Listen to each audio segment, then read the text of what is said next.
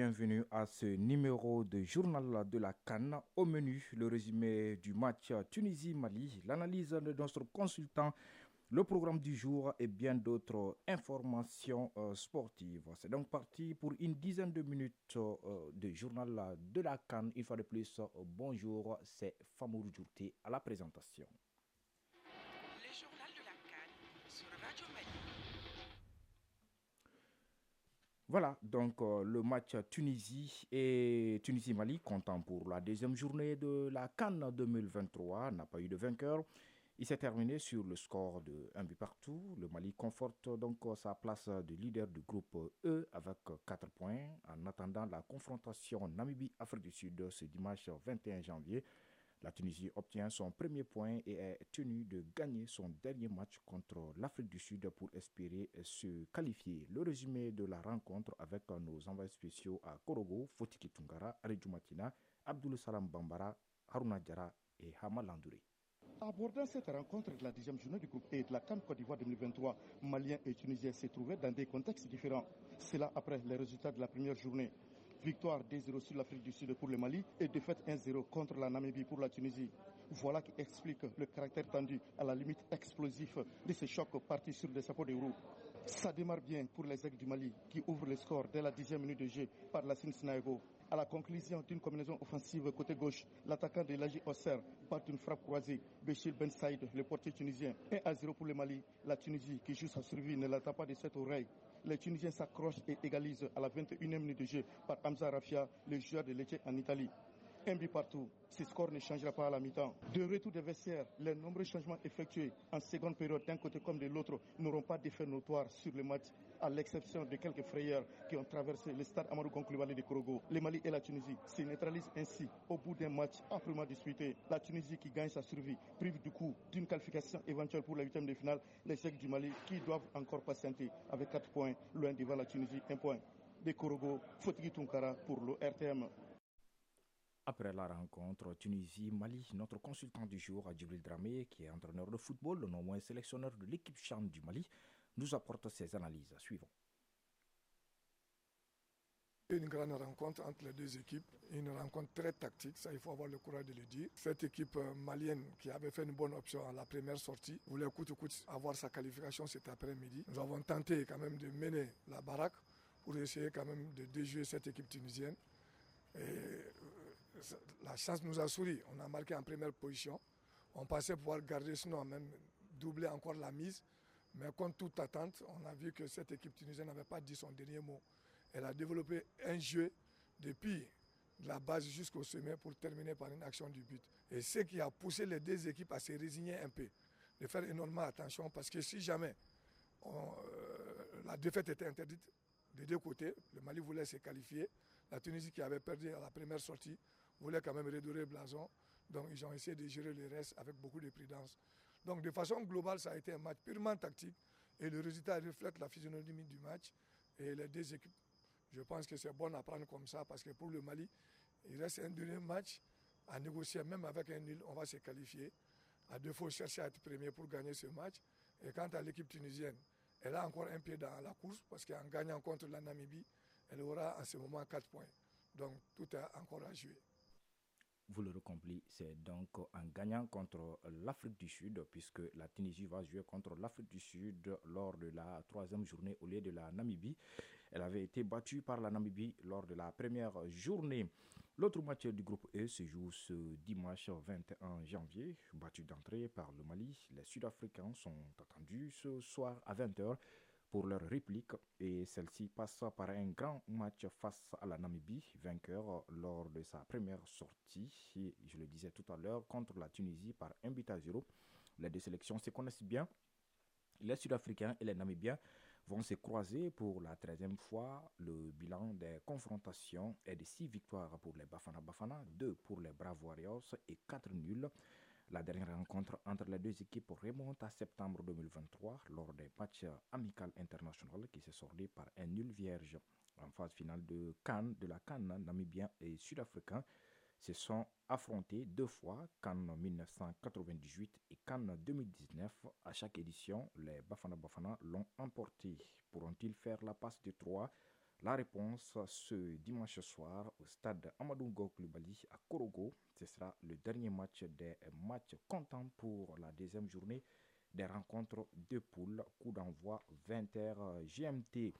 Un peu plus tôt, à 14h, le Maroc sera face à la République démocratique du Congo dans le groupe F. Après leur belle prestation d'entrée face à la Tanzanie, sanctionnée par une victoire convaincante 3-0, les hommes de Walid Regragui seront appelés à assurer leur qualification pour les huitièmes de finale en défiant une équipe RD congolaise qui sera dos au mur après avoir fait match nul face à la Zambie 1-1. Si la RDC nourrit des regrets après avoir concédé le match nul face à la Zambie lors de la première journée, alors qu'elle maîtrisait la partie de la tête et des épaules, une défaite contre les Lions de l'Atlas sera doublement amère. Les Léopards ont toujours en mémoire leur élimination en barrage du Mondial Qatar 2022 face au Maroc, match nul à Kinshasa 1-1 et victoire du Maroc à Casablanca 4-1. Ils disputeront donc cette rencontre avec l'objectif de prendre leur revanche et rectifier le tir avant qu'il ne soit trop tard. À 17h, dans ce même groupe F, la Zambie et la Tanzanie seront face à face. Malheur au vaincu si la Zambie a réussi à arracher un match nul contre le Congo pour son début dans la compétition. La Tanzanie s'est lourdement inclinée contre le Maroc, favori de cette CAN par 3-0. Si les Taifa Stars s'inclinent contre les Chipolopolo ce dimanche 21 janvier, ils seront déjà quasiment éliminés de la CAN. Une position précaire, d'autant plus que leur sélectionneur Adel Amrouche vient d'être limogé après avoir tenu des propos polémiques sur le Maroc et l'arbitrage. C'est donc Ahmed Morocco qui prend la relève au pied levé côté tanzanien. Deux autres rencontres étaient au programme hier, en dehors du match Tunisie-Mali, opposé à la Mauritanie. Pour la deuxième journée de la CAN dans le groupe D, l'Angola a réalisé une très belle opération. Les Palancas Negras l'ont emporté 3-2 et s'emparent de la tête de la poule. Après un match nul arraché face à l'Algérie 1-1 lors de la première journée dans ce groupe D, l'Angola voulait garder toutes ses chances de se qualifier en huitième de finale de la CAN 2023. À la 30e minute de jeu, suite à un corner, Zelson Dalla profite d'une remise d'un de ses coéquipiers pour ouvrir le score d'une manière acrobatique. Les Palancas Negras sont devant au tableau d'affichage. Toutefois, cela ne dure pas. À la 43e minute, Sidi Amar récupère le ballon à 35 mètres des buts. Le Mauritanien se joue de plusieurs défenseurs angolais avant de fusiller le gardien. Les deux équipes sont de nouveau à égalité. Ce sera d'ailleurs sur ce score de 1 but partout que les deux équipes vont rejoindre les vestiaires à la pause. En deuxième période, l'Angola met le turbo. Gelson Dalla, 50e minute, s'offre un doublé avant que Zilberto, 53e minute, ne corse l'addition. Mais Aboubakari Koïta, 58e minute, réduit la marque d'une magnifique frappe. Que de superbes buts dans cette rencontre. La Mauritanie se rue à l'attaque pour égaliser.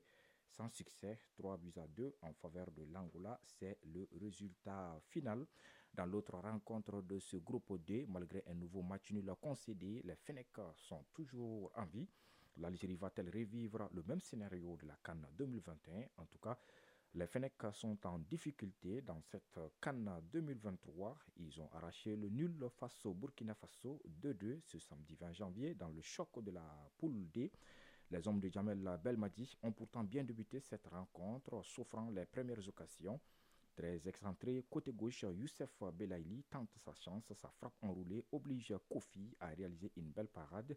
Le portier des étalons signe un autre bel arrêt sur un tir croisé du droit de Sofiane Fegouli. Bounedja reprend le ballon mais se rate complètement. Des ratés qu'ils vont payer cash puisque le Burkina Faso ouvre le score dans le temps additionnel de la première période. Sur un centre venu de loin, Mohamed Konaté catapulte une tête dans le but de Fennec. Le but est d'abord refusé par l'arbitre puis validé après recours à la VAR. Le Burkina mène ainsi à la pause. Dos au mur, l'Algérie réagit dès la reprise. Bagdad Bounedja réégalise pour les Fennecs après un coup franc de Belaïli. L'avant-centre algérien à bout portant pousse le ballon repoussé une première fois par Kofi.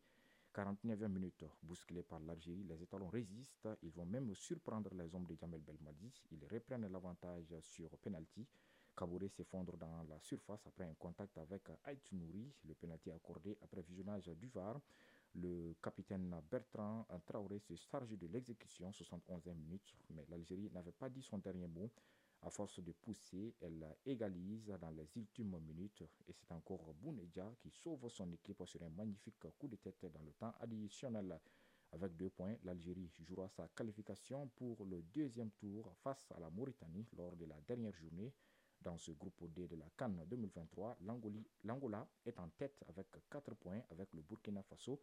L'Algérie, 3e, 2 points et la Mauritanie, 4e, 0 points suivent. Quand on parle d'une grande compétition sportive comme la CAN, on parle forcément de la presse.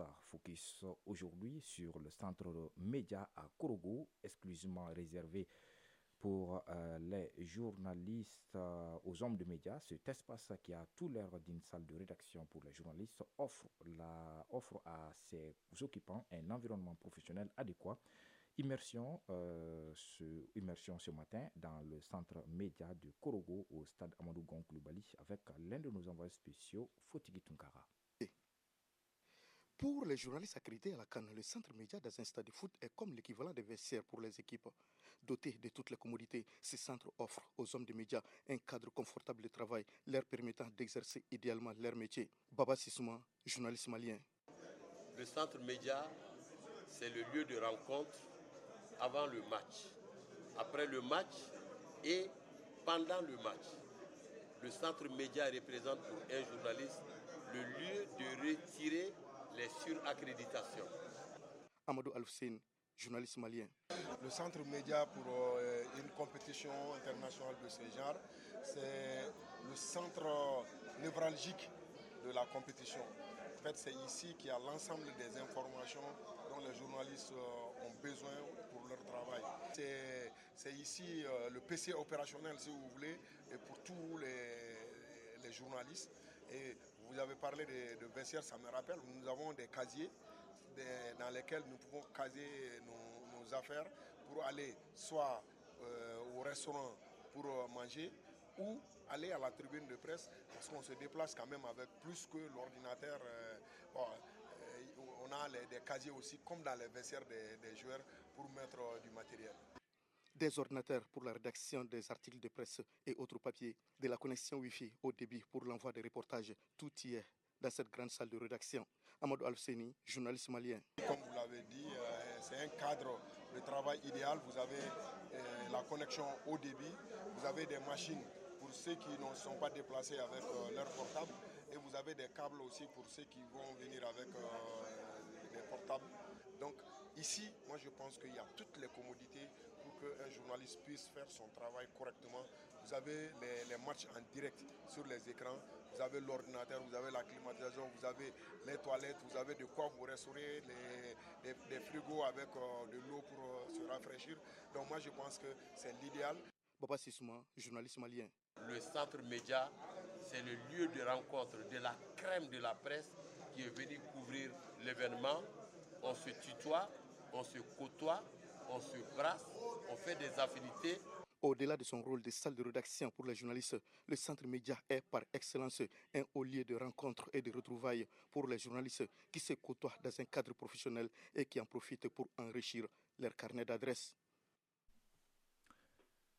Oui, à la veille du second match de poule de l'équipe nationale, une nuit dénommée Nuit des Aigles, marquée par un spectacle culturel et un dîner gala, a été organisé par la communauté malienne à Korogo. Il s'agit à travers cette nuit de magnifier et de susciter la mobilisation autour des aigles. Le dîner gala était présidé par le chargé d'affaires de l'ambassade du Mali en Côte d'Ivoire, qui avait à ses côtés le consul général du Mali à Bouaké et la présidente de la commission nationale de mobilisation. Le point de la nuit avec l'un de nos envoyés spéciaux, Arju Matina. La CAN, c'est du football, c'est aussi des activités culturelles. Les Aigles du Mali étaient à l'honneur dans la cité du Poro à la veille de leur deuxième sortie. D'abord, il y a eu un dîner gala dénommé Nuit du Mali. La cérémonie riche en couleurs animée par l'UNASAM a été une occasion pour la communauté malienne de célébrer et de magnifier le Mali à Korogo en cette période de Coupe d'Afrique. Noum Maman Aydra, chargé d'affaires de l'ambassade du Mali en Côte d'Ivoire. Nous sommes chaque jour surpris par l'élan de solidarité des Maliens et l'enthousiasme que des Maliens de toutes parts, à Korogo, ceux venant du Mali, ceux venus d'Abidjan, manifestent pour notre équipe.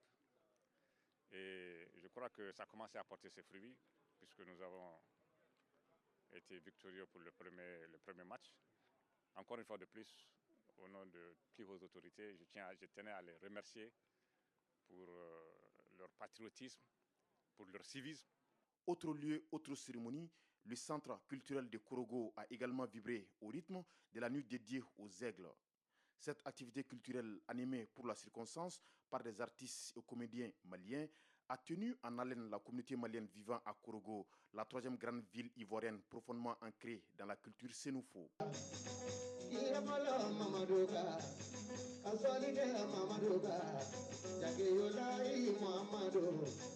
Aziz Soumaoro, organisateur. C'est une cérémonie en honneur aux aigles du Mali. Nous, résidents à Korogo ici, on a voulu leur souhaiter bonne chance à travers un spectacle, enfin venant des humoristes du Mali. C'est pour reviver les liens séculaires qui existent entre nos deux peuples. Beaucoup de Maliens ont épousé des femmes Senoufo. Des Senoufo aussi ont épousé des jeunes Maliennes. Donc nous avons des enfants en commun. Il est toujours bon de fêter cette union-là. Les deux cérémonies, la nuit du Mali à Korogo et celle dédiée aux aigles, ont été des véritables moments de retrouvailles et de communion. Korogo, Aridjoumatina, Fotigi Tunkara, Aruna Diara, Abdusalam Bambara, Amalandouré pour l'ORTM.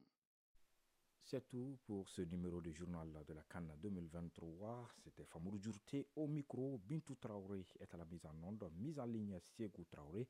Réalisation Isaac Tchenou, Bouraïma Diallo et Hawa Kamisogo. Coordination Isaac Tchenou. Merci à vous de nous avoir suivis. Je vous donne rendez-vous à 13h dans le journal Parlé pour d'autres informations sportives.